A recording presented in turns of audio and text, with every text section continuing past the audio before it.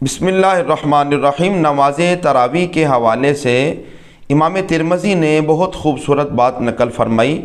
आप अपनी जामे तिरमिज़ी किताबुस्सौम में ये बात नकल करते हैं कि अक्सर अहलिल इल्मी अला मा रुविया अन उमरा व अली रदियल्लाहु ताला अन्हुमा व गैरिहिमा मिन अस्हाबिन नबी सल्लल्लाहु ताला अलैहि वालैहि वसल्लम इशरीन रकातन व हुवा कौल सौरी व इब्न मुबारक व शाफिई।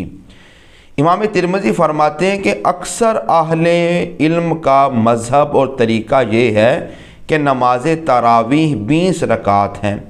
और ये कौन रिवायत करने वाले हैं इस बात को?